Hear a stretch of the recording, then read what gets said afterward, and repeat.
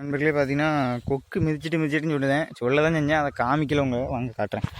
இந்த கொக்கு மிதித்த இடத்த பாருங்கள். இதில் ஒரு நாற்று என்ன இருக்கா, இதில் நல்லாயிருக்கு, இதில் நல்லாயிருக்கு.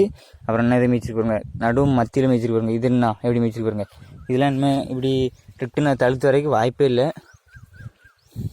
இப்படி எடுத்து விட்டா வேணால் இனிமேல் வரைக்கும் வாய்ப்பு இருக்குது.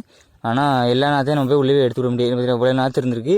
அவ்வளோதும் பார்த்திங்கன்னா நமக்கு வந்து கொக்கு மீச்சி வச்சிருக்கு. அப்புறம் என்ன இதில் ஒன்று இருக்கு பாருங்க, இதை எடுத்து கட்டுற பாருங்க. இந்த நாற்று தான் நமக்கு வந்து கொக்கு மீச்சிருக்கு இந்த தடவை. சரி, எடுத்து விட்டாச்சு. இதே மாதிரி தான் நிறைய இடத்துல மீச்சிருக்குது. என்ன கேட்டிங்கன்னா, நம்ம டிராக்டர் வச்சு உழுது அடிக்கும் போது பக்கத்தில் கொக்கு வந்து அப்புறமே இந்த மேட்டு பக்கத்தில் தான் எனக்கு தண்ணி இருக்கிற இடத்துலலாம் நிற்காது கொக்கு. அதெல்லாம் இதில் வந்து நின்றுருக்குது. பாருங்கள், அப்படியே வாங்க. கொக்கு எங்கெல்லாம் மீச்சிருக்குன்னு நட்டுறேன். இந்த இடத்துல தண்ணி இருக்கனால ஓகே அப்படின்னு நினைப்பீங்க. இந்த இடத்துல மீச்சிருப்பாங்க. எப்படி மீச்சிருக்குன்னு மட்டும் பாருங்கள். அப்படியே மெதுவாக பாருங்கள். எப்படி மீச்சிருக்காங்கன்னா அதில் மேடு இருக்குது, அந்த மேடை பூரா மீச்சிருக்கு.